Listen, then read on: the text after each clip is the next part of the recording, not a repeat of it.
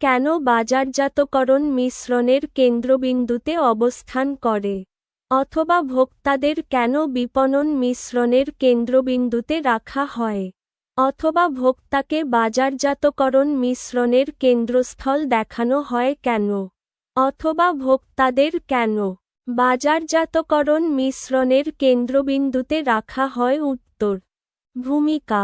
বর্তমান প্রতিযোগিতামূলক বিপণন জগতে বিপণন মিশ্রণের মূল লক্ষ্যে বা কেন্দ্রবিন্দুতে অর্থাৎ প্রাণকেন্দ্রে ভোক্তা বা ব্যবহারকারীর অবস্থান লক্ষণীয়, যাদেরকে মূল কেন্দ্রস্থলে রেখে পণ্য, মূল্য, বণ্টন ও প্রসার উপাদানগুলো সংযোজন ও আবর্তন ঘটে। প্রত্যেক কারবার প্রতিষ্ঠান ভোক্তার রুচি, পছন্দ, চাহিদা, অভ্যাস, মনমানসিকতা, সুবিধা, অসুবিধা, প্রত্যাশা প্রভৃতি যথাযথভাবে বিশ্লেষণ করে বিপণন কর্মসূচি ও বিপণন মিশ্রণের রূপরেখা সংযোজন করেন। বিপণন মিশ্রণের যতগুলো উপাদান রয়েছে সবগুলোই ভোক্তার প্রতি লক্ষ্য রেখে নির্ধারণ করা হয়। প্রতিযোগিতামূলক ব্যবসায়িক জগতে সব ধরনের বিপণন কার্যক্রম ভোক্তাকে কেন্দ্র করেই আবর্তিত হয়। ভোক্তার প্রত্যাশা ও প্রাপ্তির মধ্যে সর্বাধিক সমন্বয় সাধন করে ভোক্তার সন্তুষ্টি বৃদ্ধির প্রয়াস চালানো হয়। চিত্রের মাধ্যমে বিষয়টি উপস্থাপিত করা হল। পণ্য লক্ষ লক্ষ মূল্য ভোক্তা বা ব্যবহারকারী বণ্টন লক্ষ লক্ষ প্রসার চিত্র। বিপণন মিশ্রণের কেন্দ্রবিন্দুতে ভোক্তা। উপরোক্ত আলোচনা থেকে বলা যায় যে, পণ্য, মূল্য বণ্টন ও প্রসার কর্মসূচির লক্ষ্য হল ভোক্তা বা ব্যবহারকারী, অর্থাৎ সর্বাধিক পরিমাণ ভোক্তা বা ব্যবহারকারীকে পণ্য বা সেবার প্রতি দৃষ্টি আকর্ষণ করে সমন্বিত মূল্যে বণ্টন কার্য সম্পাদন করতে হবে। সুতরাং ভোক্তা বা ব্যবহারকারী বাজারজাতকরণ মিশ্রণের লক্ষ্য বা টার্গেট, কিন্তু এটা এর কোনো উপাদান বা হাতিয়ার নয়। বিপণন মিশ্রণের যেকোনো সিদ্ধান্ত গ্রহণে বিপণন ব্যবস্থাপক ভোক্তাকে সর্বাধিক প্রাধান্য দিয়ে থাকে। নিম্নে তা বর্ণনায় সুস্পষ্ট হয়ে উঠবে। ১. পণ্য উৎপাদন ও উন্নয়নের প্রাক্কালে ভোক্তার রুচি, পছন্দ, অভ্যাস, আয়, চাহিদা, প্রয়োজন, আকাঙ্ক্ষা প্রভৃতি যথার্থভাবে বিবেচনা করতে হয় এবং সে অনুযায়ী বাজারে উপস্থাপিত হয়। বাজারজাতকারীর মূল লক্ষ্য ভোক্তার সন্তুষ্টি। আর মনে রাখতে হয় পণ্যকে না ভালোবেসে ভোক্তাকে ভালোবাসে।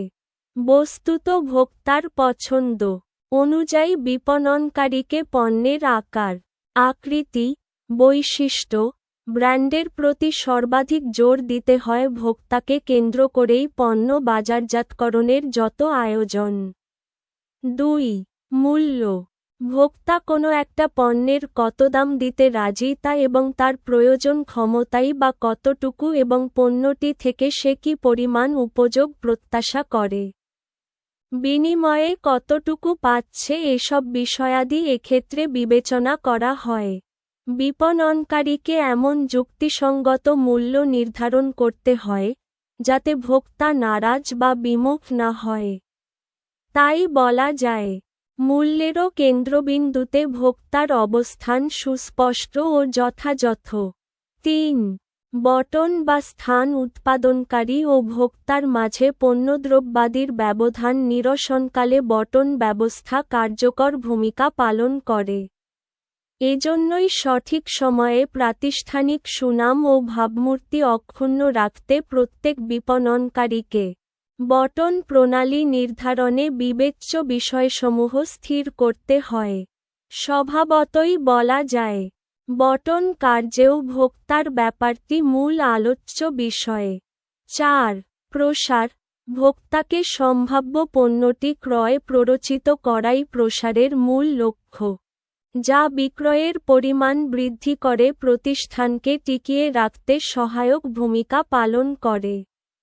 মূলত ভোক্তারা তাদের কাঙ্ক্ষিত পণ্যটির ধারণা কিংবা সেবা সম্পর্কে অবগত হয়ে তা ক্রয় ও ভোগ বা ব্যবহার করলে প্রসার কার্যক্রম সম্পাদিত হয়।